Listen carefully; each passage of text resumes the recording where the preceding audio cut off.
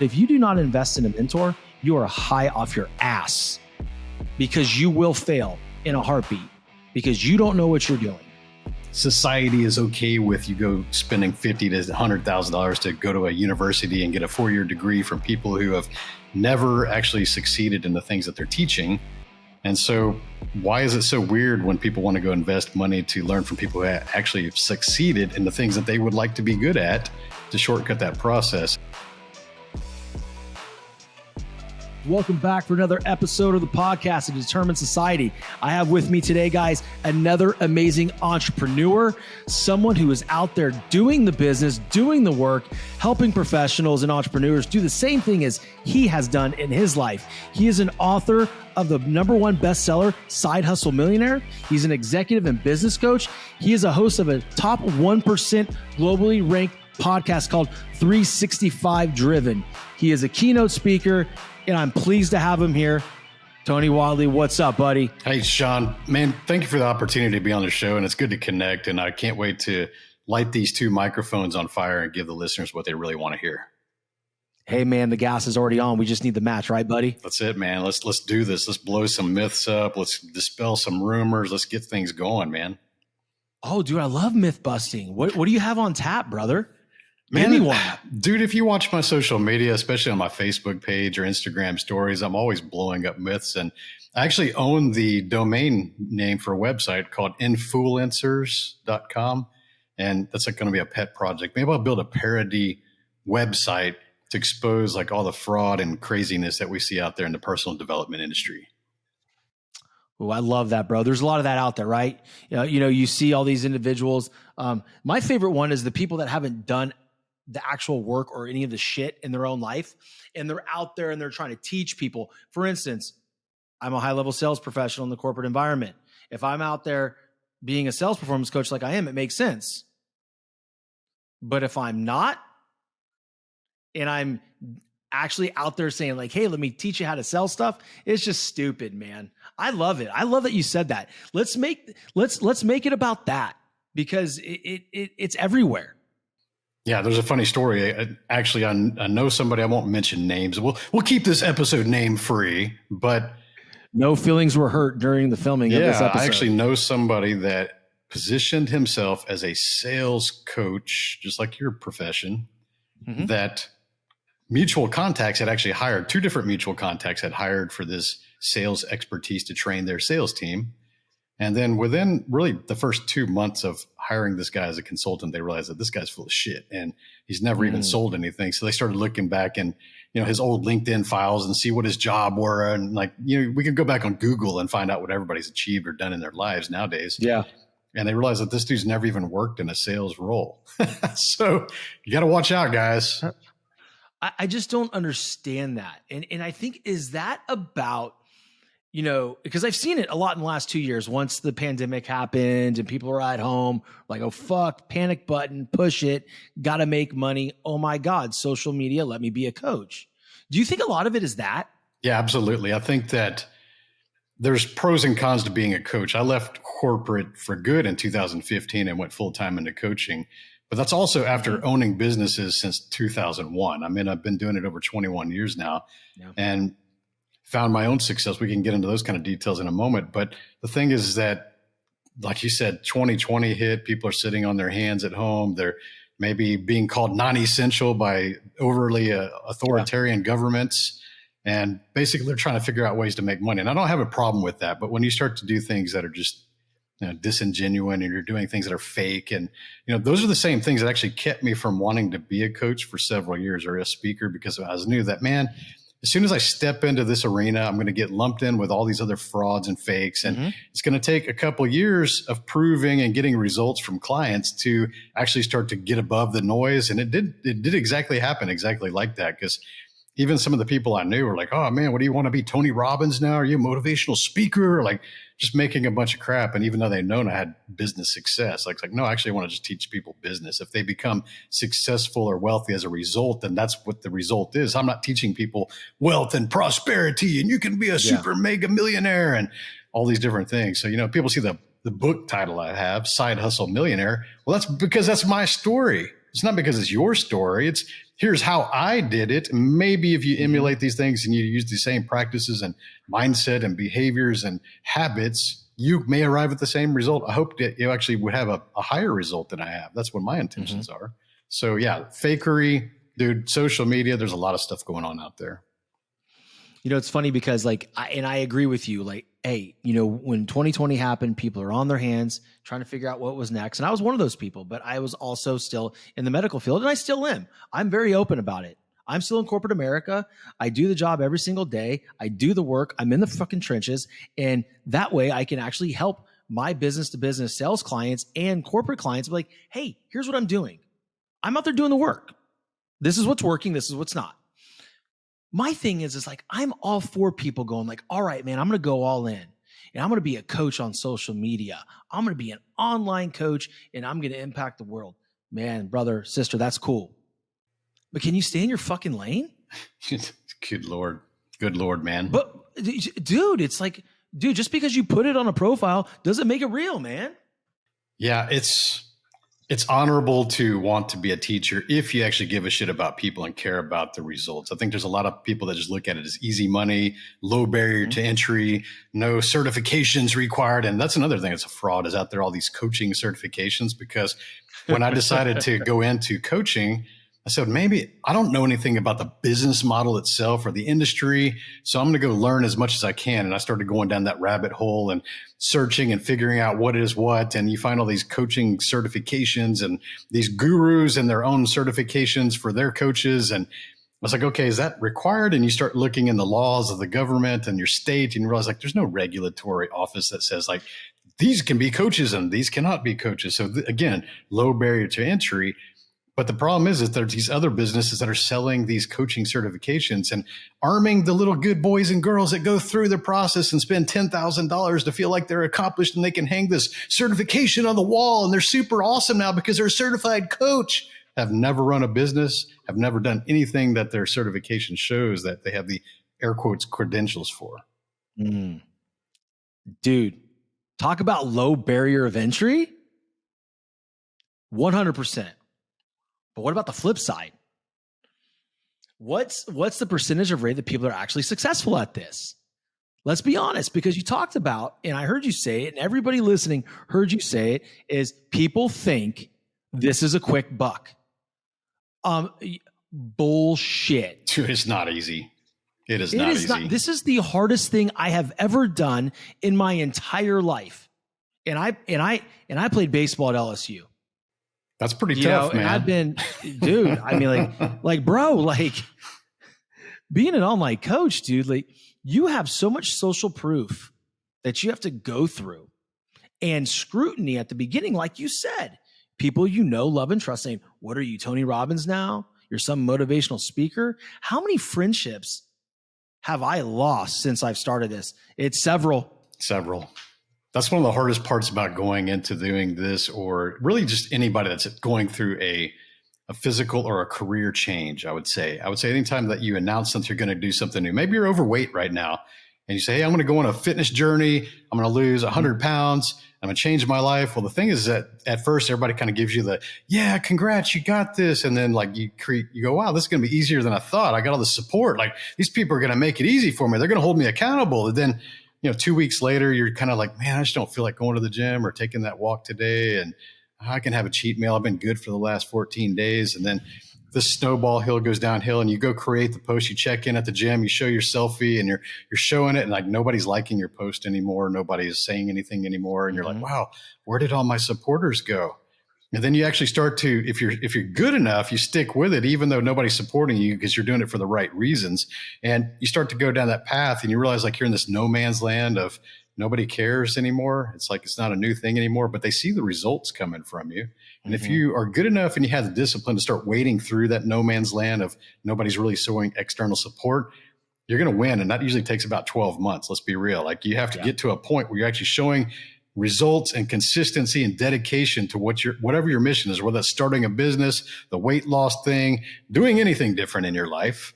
And then people will start to realize like, hey, okay, this person is actually serious. They're actually getting some results. So now they start to show back up to support you. But I think that, Sean, most people just unfortunately fall off after that 3-month mark when they feel like nobody cares anymore. And if they would just see it through, they would actually start to see those people come back around. So people watch you, they just watch you in silence because so many people are fake again and frauds, and they quit too soon. So they're not going to go all in and give you all of their emotional support and their cheerleading until you've proven and you've earned their respect and their trust over a period of time. Well said, brother. I mean, here's the thing, right? We all go through it, right? All those people are there like, Sean, I believe in you. Tony, I believe in you. This is great. Keep doing what you're doing. All of a sudden, once the newness wears off of your Facebook group or whatever group you got going and people realize you're serious, they fucking retract really quickly, right? As soon as it becomes about like, hey, this is what I'm going to do. I'm making a business out of this. I'm going to monetize it. People get scared.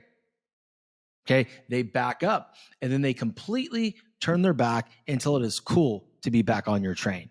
And here's what I'll tell everybody listening right now. If you stop at that moment, then you weren't serious enough in the first place. And those people were fucking right about you.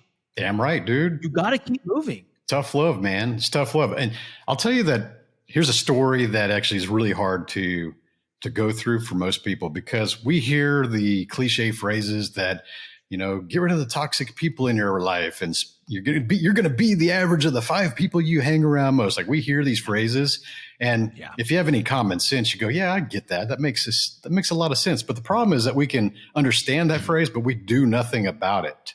We don't take the actions because that's hard, and it offends some people, and it might make people just uncomfortable. And so I don't want to rock the boat, and I just don't want to, you know, I've known them a long time, so I just don't want to say anything to them. Like, you got to be taking the action. Otherwise, all that advice that you've been hearing doesn't show any results. And example, 2018, New Year's Day, my wife and I got up. It was a tough year, man. And we had some of these people fall out of our lives. I mean, my wife even got rid of her maid of honor from our wedding, like someone that's been her friend since high school. Think about that. Like, that's how come this can cut deep, right? And so we both got up on New Year's Day. We were on vacation in Colorado at the time. And I said, hey, let's just make a list of names that we think that are people that are toxic or people that aren't really on our team anymore. Or maybe we've just outgrown because they just kind of start being this passive aggressive, negative type comments and stuff.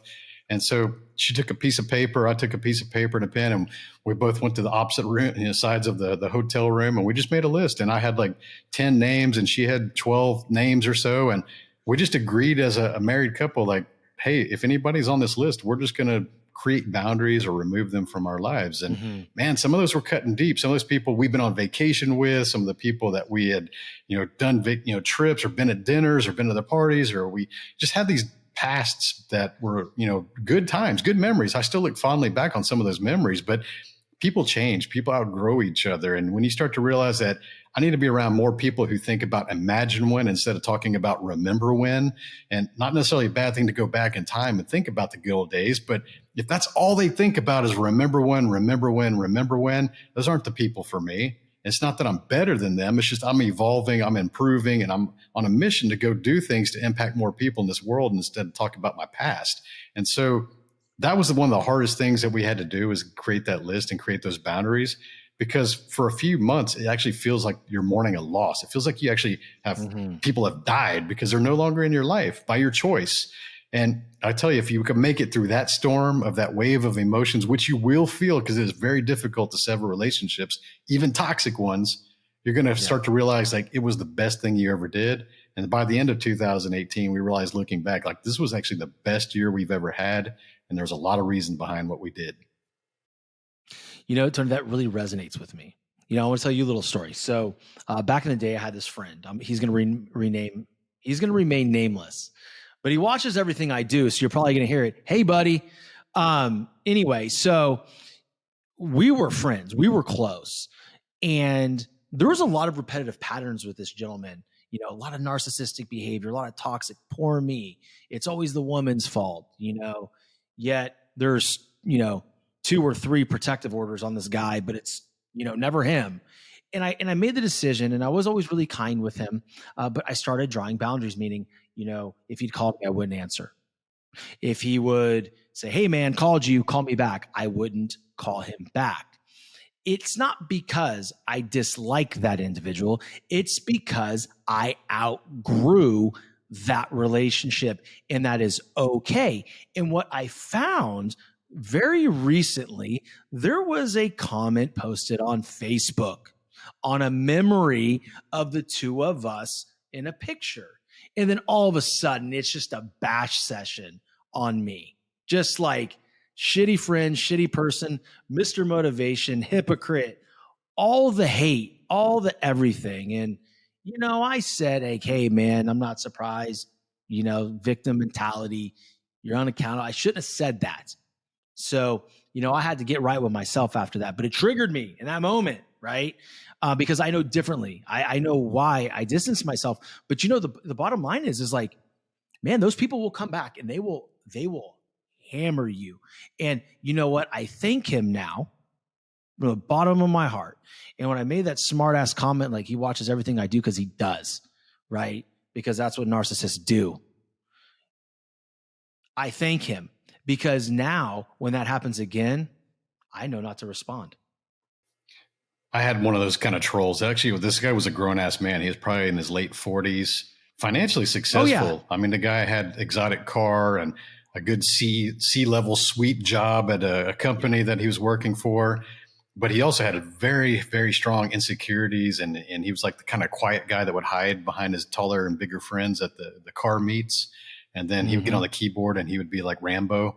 And so I basically just had this guy would follow me around. He would make little snide remarks on Instagram and Facebook, and finally I just had to ban him, dude. And I told him, like, next time I see you, I think I'm just going to pack a keyboard in my car and hand it to you so you can talk shit in person. Boom. I mean, like, dude, that's Tony. That's fantastic, man. I love it. I love it. We have covered some amazing shit so far.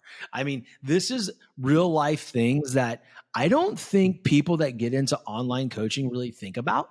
Right? I think the initial, when they start thinking like, I'm going to post all these videos on IG or Facebook, the initial resistance is, oh my God, people are going to think I sound dumb. No one's going to care. They're going to make fun of me.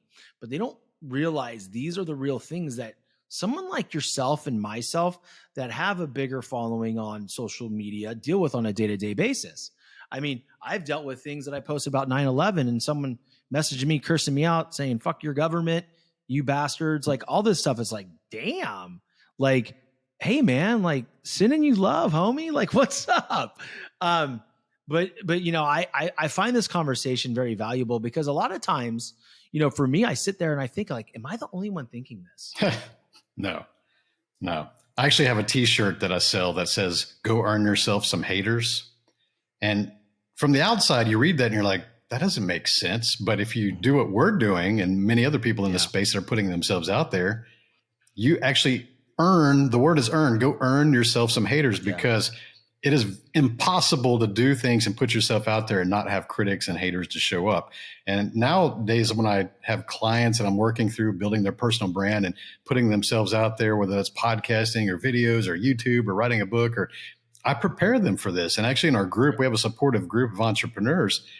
We celebrate the hate, man. If you get a critic that leaves you a bad review on Amazon or Google, or it's someone that says some nasty comment on your social media, like we tell you to screenshot it, bring it back, and we'll celebrate your first hater. Because those of you that are out there that are listening to this conversation that Sean and I are having, and you think that you're just a good person and you're patting yourself on the back because nobody hates me and I'm just a good person and I'm super swell. Like, you know what that really means? It means you're obscure, you're not doing shit, and nobody's worth noticing. That's the hard truth. It's like you are literally not doing anything worth noticing. And that's tough to absorb. Some of you probably hearing this or watching this getting offended right now. Like, who the fuck is this guy telling me that? Well, if I go Google you, I could probably prove that you're not doing anything worth noticing. And so once you start to own that accountability, you start to realize that I need to go do more if that's my mission. If that's my intention is to go create more impact, then I need to go out there and actually earn those haters, because if you don't have any, you're not doing anything.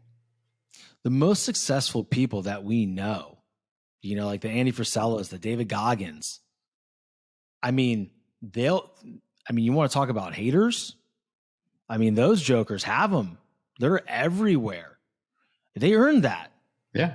In a positive way. And it's so funny you say that, because it's like when I put things out there, I'm very cut and dry. Just like you said, before we got on, you're like, hey, you're spicy like me, dude, like I got to be honest. Like some of my stuff, I'm trying to get to people. I'm trying to be controversial. Like I'm trying to trigger you, because if I can trigger you and I piss you off, that means you agree with my statement. And that also means that you need to make some changes. It's a fun game, man, isn't it? Social media. I am very well known for creating provocative or polarizing topics, but here's where some of the people that aren't really familiar with me may fall and not understand what I'm doing. They don't realize that I'm also the type of person that will do an excruciating amount of research and understanding before I actually create a post. So they think I'm just sharing a headline, perhaps, and then they try to counter me or want to get into a debating match. And quickly, this is a cycle that repeats itself over years now. They will get into a debating match and they realize they're outgunned and underprepared for the topic that I've presented. And sometimes they find out that they just embarrass themselves with their own comments, and everybody's on the stage watching this thing happen. And usually it results in them just deleting their post. Yeah. You know why that is? I do. I'm just, you know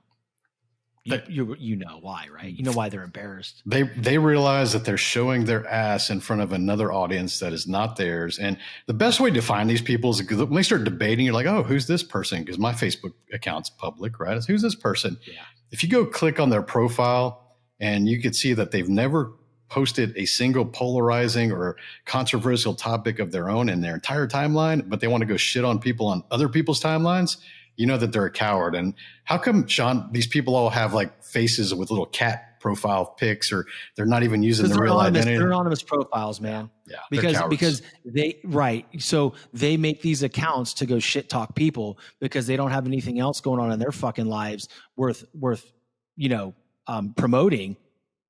Good or bad, I don't give a shit. Like, you don't have an opinion only on somebody else's stuff. The reason why these individuals delete their comments and get so offended is because they're leading with emotion instead of someone like yourself and myself with actual knowledge on the topic. So when they come at us, it's already done. We've already won that battle because we did it up front. We're not reactionary. No. As soon as you start calling names or attacking someone's character, you lost the debate. And then it just kind of spirals downhill and being all this emotional turmoil and like anger and resentment. And they start trying to trigger you, and they think they're getting to you. And actually it's funny because it's like, no, you're actually making me laugh, and you're making my audience laugh along with me. Yeah. And all you're doing is telling Instagram that my content is worthy, and they're just going to push it out. So thank you. Yeah. Thank you for the algorithm boost with your 20 That's comments. why I always get mad when they delete their comments. I'm like, God dang it. They deleted it. Yeah. Shit. Yeah. So, I mean, that's the thing. It's like, be careful with who you debate with, because sometimes you actually do meet the people online that know a lot more than you do. Mm-hmm. Absolutely, man. I agree with that. I love it. And this conversation is so valuable, and I'm loving it. I do want to touch on LS1, right? You're a car lover. You created this amazing online business with some ungodly amount of subscribers, and then sold it for an ungodly amount of money. Talk to the audience about that, because that is probably, I don't want to offend you, but that is one of the most impressive things about your background that I saw. Yeah, I would say the short version of that is that I'm a community builder, and I've built 2 online automotive performance communities because I'm a car fanatic. And so the first one was ls1tech.com. That was the General Motors performance cars. So all your Corvettes, Camaros, Firebirds, Pontiacs, all that stuff. We even had those as advertisers. That one grew to over 300,000 registered members. And I took that same business model and I created performancetrucks.net because we saw that there was a void for guys that had trucks that wanted to actually race and go fast in trucks, not just off-roaders and show trucks, right? So we built that website, and that one grew to over 270,000 registered members. And we built a lot of traffic through ad revenue and sponsorships and live racing events around the country and on the hotbeds. And, that thing we sold for a few million, after 5 years after building it. And it was always a part-time thing and built in my passion. It was never made to create a lot of money, but it grew and it grew and it grew just from traffic alone. I mean, we had over 100,000 unique visitors to that website every single day. So if you're a small business owner, imagine having 100,000 customers in your inbox or showing up through your front door every single day. That's what we kind of built. And when we understood that, we could build leverage, we could raise rates, we can attract bigger sponsorship deals. And so, there were 7-figure businesses that we created as a side hustle. And that's why you're qualified to write the book. That's right. That's right. So, you know, the thing that I loved about what you just said, other than the obvious things, and this is something I want the audience to really take in. You said this was never meant to make money. This was just a passion of mine. Ladies and gentlemen, let this be a big lesson that the cliche of follow your purpose and the money will come, serve the people and you will have riches. It's there for a reason. I'm going to add to that. I think that, yes, do things within your passion, because if not, you're going to get passed by other people who are in that same niche that have passion for the subject. So definitely get into something that you have passion for, because you're going to need that energy to grow the business that way. Now, here's the other thing that I see most people fail, because they hear that part and they go, okay, I got that. But then they go into something and they create a business as a hobby. If you treat something like a hobby and you half-ass everything, you're going to get half-ass results, and you should expect no more than that. So I always took it serious. It's like, if I'm going to go start a business, I'm going to make sure I put the processes, the systems, the people in place, do the branding properly, learn how to do the marketing, understand financials and accounting. So I actually had to add to my skill sets of just building websites at the time that I taught myself by reading books and practicing on the internet. I had to take these skills and I had to learn all the other aspects of managing and growing a business as I went. And that's a good way to do that. You don't need to prepare for years and then go start a business. Go start that business. You can create an LLC in one day. It's pretty easy nowadays. You can go get a business checking account maybe a week later when your EIN shows back up from the IRS. So it's very easy to create these little things to get your business in motion. But I think that a lot of times people hear side hustle, or they hear like, you build something in your passion, and they focus on a hobby. Like, oh, I'll just do it as a hobby. I'll make $1,000 extra a month. And that's all that they can do with that business, because they treat it like a hobby, treat it like a legit business. Yeah, man. It's funny. Like, everything turned around for me when I realized, because I did a lot of things wrong when starting my business. I mean, I'll be straight up with you. You know, I had the logo done first. That was great. You know, I got my tax ID number. I had my LLC, because I'm smart, because before my medical, medical industry, I was in HR and payroll. So I know exactly how to create LLC and a tax ID number online. And I can have that EIN as a PDF within 5 seconds for anything that I do. And then I can go use that and go get my bank account for my business. So that part for me was easy. I think the part that I had such a hard time wrapping my mind around, and I want to shortcut this for a lot of other people. This is not self-serving. It could be me, or it could be Tony, or it could be 1,000 other people out there. But if you do not invest in a mentor, you are high off your ass, because you will fail in a heartbeat, because you don't know what you're doing. And don't be surprised when you go to a mentor like myself or Tony, and they give you a 5-figure investment. Some are 6 figures. Yeah, nobody likes to hear that. But here's the thing about hiring a coach is, again, hire someone that actually has done or achieved the things that you would like to, like we talked about when we started this show. Yeah. It's easy to find that kind of information. And I'll tell you, and it's not on the New York Times bestseller list, because I've read some fascinating books, and I started to do the due diligence on that author and realized that they hadn't accomplished shit before that book popped off, because maybe Oprah shared it or something, right? Mm-hmm. So there's a lot of people that haven't done what they say they're going to do, and they're trying to teach it, and they've actually become famous or successful for selling something they've never actually achieved. So do your due diligence, ask for references for past and present clients if possible. That's a good indicator. Yeah. And the other thing is that I think about is, how do we grow these businesses without advice? I mean, you're going to save the shortcut, and it's an investment, not a cost. So let's compare that to the other standardized social norm. Okay. If we got kids out there, or maybe we've gone through college ourselves, I've got an engineering degree, I put myself through school.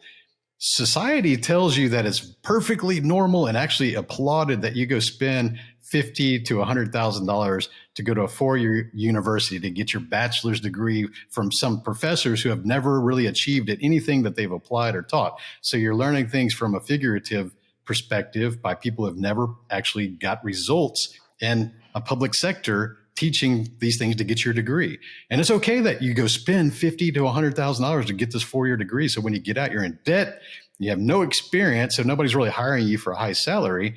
And then you're expected to go be a successful person, which takes 15 to 20 years to get into that range. But it's shunned upon if you go spend $50,000 to go learn from someone that actually has succeeded in the thing that you want to achieve, become their mentee and get the shortcut to the results that they have, because they're going to save you from the mistakes. They're going to open up their network to people that, they've made some deals with, that they can understand, like, hey, this is the person that's going to do this for you. This is the person that's going to do that for you. It's going to streamline the process. But ultimately, even if we're the best coach, Sean, and we're helping people and we can lead them to all the processes and the tasks and all this, ultimately it still requires work. There's no easy way to do this. There's no shortcut to success. Anybody selling you that's full of shit. Society is okay with you go spending $50,000 to $100,000 to go to a university and get a 4-year degree from people who have never actually succeeded in the things that they're teaching. And so why is it so weird when people want to go invest money to learn from people who actually have succeeded in the things that they would like to be good at, to shortcut that process? And, despite both of those alternatives, I think society is finally going to come around, because I think there's a lot of learned type business models that are becoming the norm over time. And so we're also seeing the university kind of program starting to just not be really worth much anymore. And you and I both have gone to school that. So we're speaking because we have that background, and we just know it's not as the same as it was when we were young. Now, the other thing is that there's a lot of these, we'll call them gurus out there, telling you that they can shortcut the process and make you successful and give you prosperity and wealth. And, there's no shortcut to success. There's always the work that you have to still do. So we could tell you all the processes, the steps. We can try to hold you accountable. We can give you the best advice. But if you don't ultimately fulfill through the actions and do the things that you're supposed to do, you're not going to get the results. So don't be expected to, you're going to get some success by just buying a package, because there's a lot of people out there selling a dream and selling hope, but they're full of shit. Yeah, man. I think, all we can do is, when we are coaching others, to say, hey, listen, here's the plan. Here's what I've done. Here's my story. Okay. My job is to teach you these skills, whether they're high performance habits, whether it's creating a better sales process, a prospecting tool, an accountability tool, or sticking to a fucking calendar cadence. Because let's be honest, most salespeople and entrepreneurs fail because they cannot control their own calendar. Oh, tough. That's a whole other dude, that's like another, right there. It's another fucking, yes, exactly. Dude. It's another episode. Calendar cadence is important, right? And it gets the best of all of us, right? But if these people don't put in the work and they don't buy into it and truly believe that it is the best system for them, nothing. I don't care if God is in the room. If they don't buy in, it ain't going to work. That, I'm not giving you your money back. That's important, because I think that even in my book, the first 2 chapters cover mindset, because I still believe, and I will always believe, that that's the foundation to success or anything that you want to achieve. So we have to spend more time unlearning all the fuckery that our parents and our teachers and society have taught us, where we were young and impressionable and we believed everything that we were told, like rich people are bad, and you should never talk about money. That's impolite. Just stupid shit that we absorb when we're kids that successful people don't believe, And so we have to unlearn a lot of the habits and the beliefs and the limiting beliefs, especially, and the insecurities or childhood bullying and things like that we had experienced, to be able to understand that, man, we could really have no limits. We really don't have any limits. We actually can rewrite our entire future, knowing that we've only been accountable for everything that we've done in the past. Dude, so it's an amazing thing that you said right there. You talk about people talking about money is bad. About 2 years ago, when I started this journey, I was sitting in a daycare room, and it was like a Father's Day thing. And this one gentleman says, yeah, I just got done selling this condo on that house for 2.5 or block for 2.5 million. And I walked out of there. I'm like, what a fucking asshole. And I'm driving down the road. I'm like, I get on the phone with my wife. I'm like, dude, this guy's a dick. And then she goes, why? I'm like, well, wait a second, Sean. This is your bullshit. That's right. This is what you learned as a child about don't talk about money. People that brag about money are bad, and they're probably not doing as well as they say they are. Then I had to rewire, and I had to completely shift on that paradigm, because what that really was about was, like I said, it was about me. I had to change my belief. So I said, okay, that guy's not a dick. I could learn something from him. We set these false limits. We set these false beliefs or limits on ourselves. Here's the unfortunate thing about most people. And I'll tell you from a business coach perspective, when people come to me and they want to start a company, always one of the questions I ask them is, what is the financial goal you would like to have for the first year? And I always get these really specific, absurd, weird numbers. Okay. And at first I was like, why are these numbers coming up? They give us stuff like 87,500 or $135,000 or just these weird, like very specific numbers. And I started to realize, like, by asking, where did that number come from? And the answer was always, well, that's what I make right now at my job. So we have this self-worth issue that's stemmed based on what society has told you that you're worth, or your hourly rate or your salary rate, based on what your boss has told you, what LinkedIn job postings have told you that you're worth. So we create this artificial ceiling of our self-value based on a snapshot of where we are today financially. And if you understand that that's a limiting thing that you believe because of all these people have told you these things, in entrepreneurship, there are no limits. You need to get rid of those kind of limits. It's a big thing, man. It's a really big thing. I found that as well. When I meet with new clients and they're like, "Hey, I'm stuck at 80 grand." That's the people I work with, man. Yeah. I'm not trying to be somebody I'm not. I went from, a broke ass school teacher making 38 grand a year to 6 figures in 6 months in sales. That's what I teach people to do. I'm not sitting there saying I'm a millionaire. I'm not sitting there saying that I'm going to help them be a millionaire in 60 days. So I'm going to give you principles. I'm going to teach you how to create a 6-figure business, sales business, pace that in 90 to 120 days. What you do beyond that, as far as, now I'm talking about pacing. Yeah. I'm not saying you're going to make $100,000 in 90 days. We're going to start doing what? How much do I got to pay extra for that package, Sean? Because I don't want to wait. I want the result in 1 week. I want 90 hours. I want to make 6-figure in 90 hours, Sean. Come on. Go rob a bank, motherfucker. Like, I don't know what to tell you.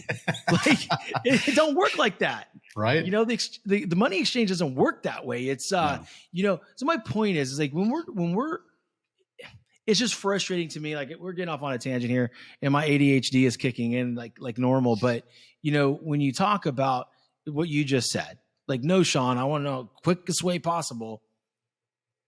The quickest way possible is like 24 to 36 months of grinding and being consistent when you don't fucking want to. It's waking up and doing the shit you don't want to every single day. Now, I'm not talking for 2 days or a month. I'm talking about years. That is the key distinction between average people and successful people. Too many people nowadays are getting out there on social media and they're looking at stuff, or they're listening to podcasts like yours and ours. And we love you guys. We love you listeners, because you guys are actually on the right track if you're listening to our shows. Yep. But the thing is that everybody's seeking motivation. Remember when like motivational posters were a thing and motivational quote things were blowing up on Instagram, had like millions of followers. And so you had all these people out there looking for daily motivation to rah. So horse shit. Successful people don't need motivation because they're driven by results. They don't care about the motivation. Successful people in fitness, just like me, and people that are doing in business and anything that you can imagine, like that are successful at, they don't want to do the stuff half the time. I don't want to go to the gym. I go to the gym 6 days a week. I don't want to go half the time. But I know that I've never left the gym having regretted have been there. I've never left the gym since working out since age 14, that I've never left and feeling of regret after leaving the gym. So I put myself in a future state and understand that, no, I just need to go get off my ass and go do that kind of stuff. So successful people are not motivated. They're inspired by just doing something that they know they're going to get a result in. And they're also patient for those results because nothing happens overnight. Well, I think the key to what you're saying, man, is, and I agree, is, motivation is horseshit. It's garbage. It's a fleeting emotion that is here 1 minute, and then your dog throws up on your carpet. And now it's gone. Yeah. Right. You got to take your dog to the vet. Now you're not motivated. But the drive and discipline from successful people to do it over and over and over again, when, that result isn't necessarily staring them in the face, that's special. That's a gift, right? Because I do my best on an everyday basis to make the activity the goal. right? And I think too many people want to make the result the goal. And then when I get in this headspace of like, man, I'm, starting to feel that scarcity mentality, I go, okay, let me look at my goals right now. What am I focusing on? Am I focusing on the outcome of that call or the activity of the call? If I can focus on the activity of the call or that bit, that income producing activity, then I'm good. Because if I do that over and over again, I'm going to have the results. Right? Yeah. But if I focus on the result, I'm going to get my ass kicked Man, over and over again.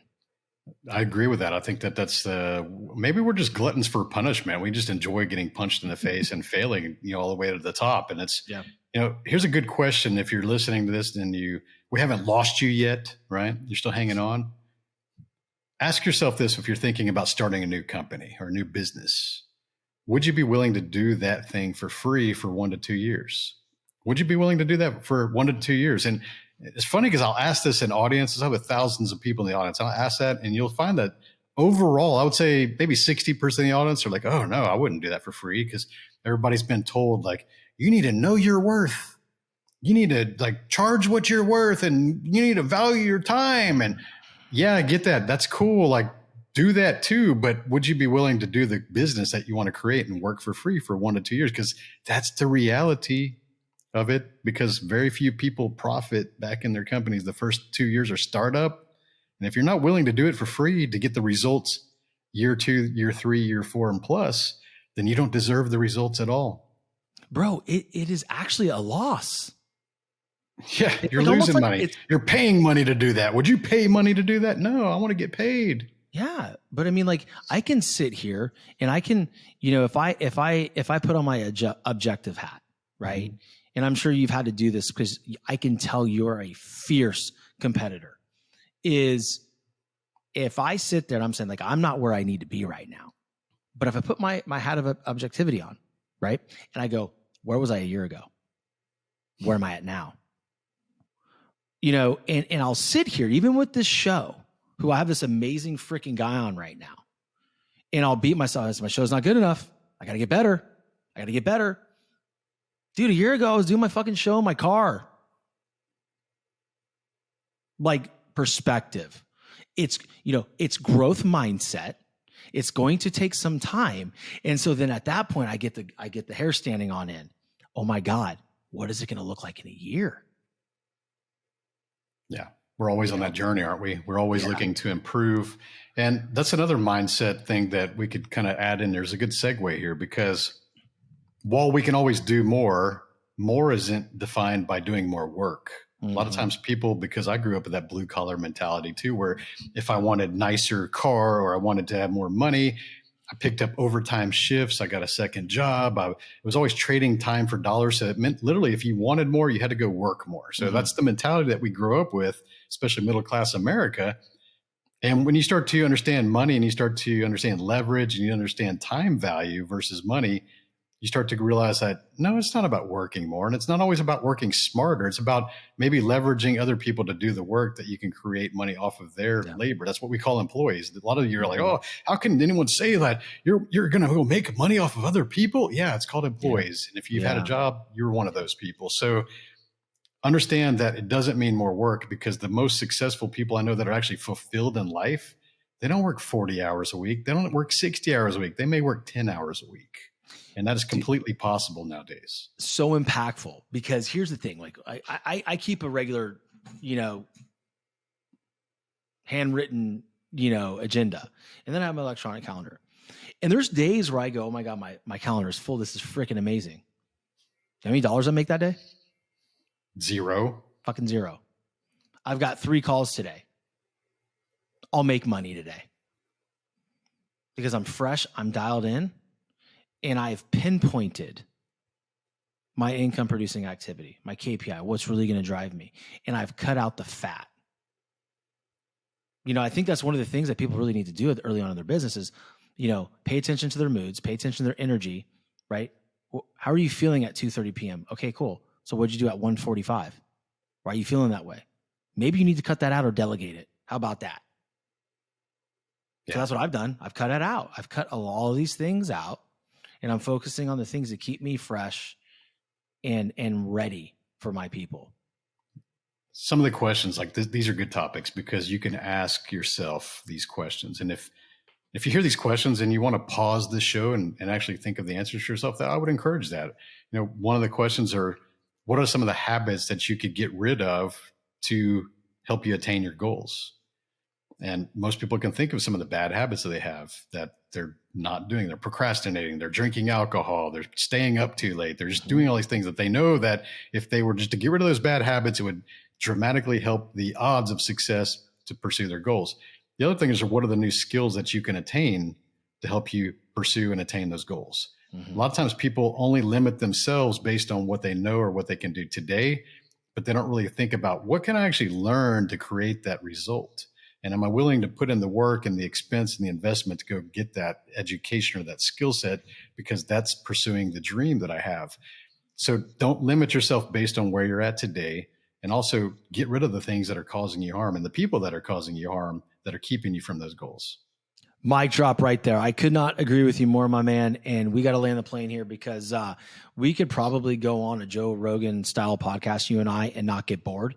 Yeah. But I want people to truly listen to this episode. So we're gonna ask you two more questions, man. One, I think it's one of the most important questions I can ask you is, how can my audience best support you? Easiest way, since you're already listening to podcasts, just go hit me up on my show. It's called 365 Driven. It's health, wealth, mindset, and relationships. And 4 years in and over 270 episodes now. And I've had some of the big names you guys would recognize. It's beautiful. It's a great show, by the way. Thank you. Most importantly, how can I support you? Man, you're doing it right now. You're introducing me to your trusted audience. And I know that you're a gatekeeper, and we always have to look for the quality and the value that we're presenting to our audience. So keep doing what you're doing. And just honored to be on the show, brother.